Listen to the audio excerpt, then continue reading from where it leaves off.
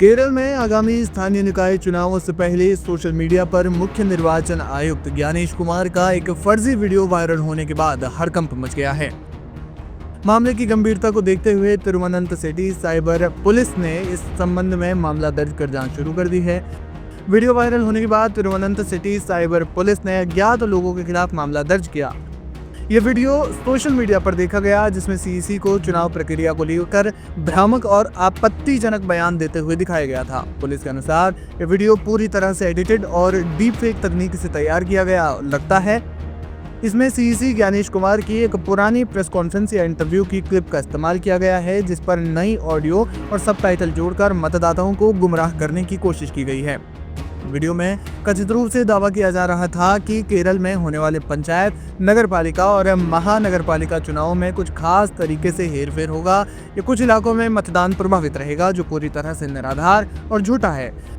Police अधिकारियों ने शनिवार को बताया कि यह फर्जी वीडियो शुक्रवार को नियमित साइबर गश्त अभियानों के दौरान पुलिस की नजर में आया। वीडियो जिसे प्रमुख सोशल मीडिया प्लेटफॉर्म एक्स पर प्रसारित किया जा रहा था, उसमें मुख्य निर्वाचन आयुक्त ज्ञानेश कुमार की मॉर्फ या डीप फेक छवि का इस्तेमाल किया गया था। पुलिस के अनुसार वीडियो का मुख्य उद्देश्य जनता में भ्रम और गलतफहमी फैलाना था।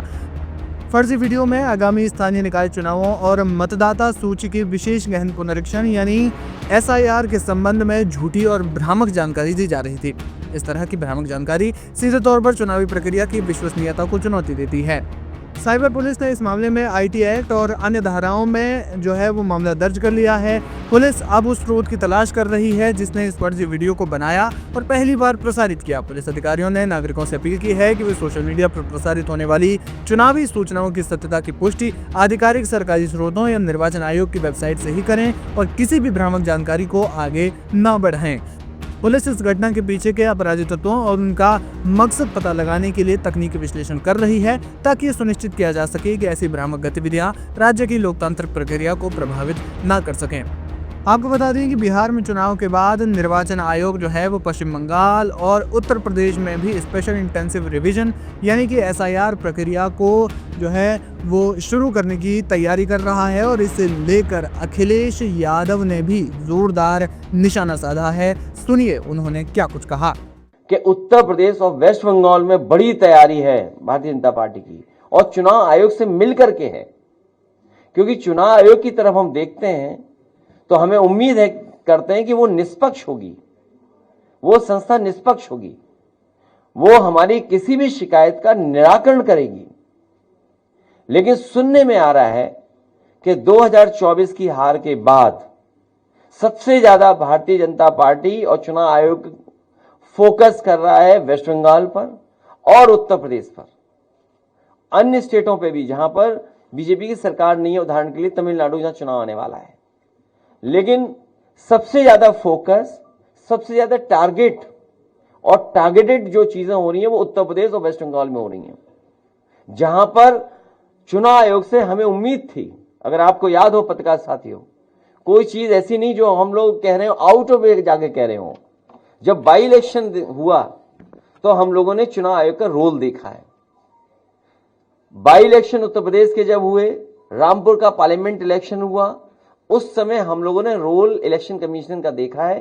तमाम शिकायतें की गई, लेकिन उन शिकायतों पर कोई कार्रवाई नहीं हुई। उसके बाद जब एसआईआर की बात आई तो उस समय हम लोगों ने वो सूची दी थी जिसमें 2022 में से पहले जिनका वोट था और 2022 में वोट नहीं डाल पाए थे, ऐसे बड़े पैमाने पर मतदाता जिनका नाम इधर उधर करके डिलीट कर दिया था जानबूझ करके, और जिसके कारण समाजवादी सरकार नहीं बन पाई 2022 में। हम लोगों ने आरोप लगाया था और एफिडेविट भी दिए थे इलेक्शन कमीशन में। उस समय आपको याद होगा कई जिलाधिकारियों ने कुछ बातें कहीं, लेकिन जब पलट करके हम लोगों ने उनसे वो बातें तर्क रखे तो उनके पास भी कोई जवाब नहीं था।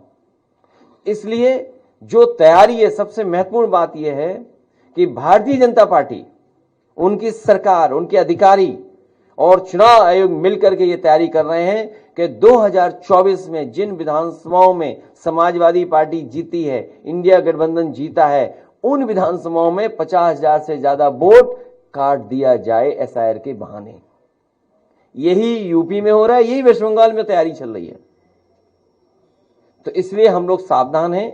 हम पॉलिटिकल लेवल पर, अपनी पार्टी के स्तर पर सभी कार्यकर्ताओं को आपके माध्यम से, अपने संगठन के लोगों को आपके माध्यम से ये अपील भी करते हैं कि पूरी जिम्मेदारी के साथ ये अपनी वोटर लिस्ट ठीक करें। जो वोट है, जो बनना चाहिए वो बनवाएं, बीएलओ से मिलकर के करें, और जहां कहीं नाकामी या जिस तरह की शिकायत मिले वो पार्टी कार्यालय तक जरूर पहुंचें। इधर जो शिकायतें मिली हैं, हम बड़े पैमाने पर शिकायतें हैं, मैं श्रीवास्तव जी जो ऑफिस में देख रहे हैं, मैं उनसे कहूंगा कि वो जरूर ब्रीफ करें। उससे पहले कोई एक अधिकारी है एसडीएम, उनकी रिकॉर्डिंग भी हमारे पास, कोई है रिकॉर्डिंग एसडीएम साहब वाली? एक एसडीएम साहब की रिकॉर्डिंग है, देखिए क्या कह रहे हैं, मतलब किस लेवल पे तैयारी है कन्नौज में।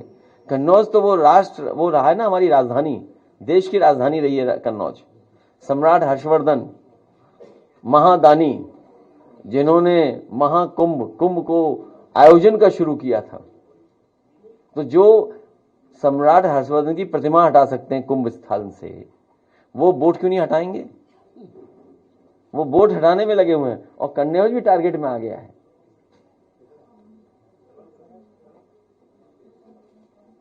और मैं पहले भी बता चुका हूं कि पोस्टिंग, ट्रांसफर, पार्टी। हाँ चलाइए। मैडम एक ये शिकायत आ रही है कुछ बूथों पे, जो एफआईआर फॉर्म है जिनका 2003 में नाम है, उनको इस सी कैटेगरी में फीड कर रहे हैं, अपलोड कर रहे हैं बीएलओ। जो जी इसके लिए हम एक्चुअली एक मीटिंग भी करना चाह रहे थे जी ऑफिस में। इसमें दरअसल बात ये है, अगर आपके हो कोई और कार्यकर्ता वगैरह तो उनको बोलिएगा, उनको भी अगर ये डाउट हो तो ऑफिस में आके मिल रहे हैं, इलेक्शन ऑफिस में। इसमें दरअसल बात ये है कि जो मैपिंग होती है ना, मैपिंग जी 2003 और 2025 की जी 2 इलेक्टोरल रोल्स है जी, एक 3 का एक 25 का जी। अब चुनाव आयोग की तरफ से कुछ जिले ऐसे हैं, 18 जिले, जिनकी 2003 और 2025 की मतदाता सूची की मैपिंग आपके ऊपर जो कि चुनाव आयोग ने बनाई है वो नहीं हुई है। ठीक है। हमारा जनपद उन 18 जनपदों में से एक है जी। तो अब जैसे ही जो हम वो गणना प्रपत्र को फीड करते हैं आपके ऊपर, जी। तो अब गणना प्रपत्र में तो 2003 का डाटा दिया हुआ है, तो हम उसको ए या बी कैटेगरी में डालेंगे। जी जी। तो जैसे हम उसमें डालते हैं वो बोलते हैं नो डाटा फाउंड। अच्छा।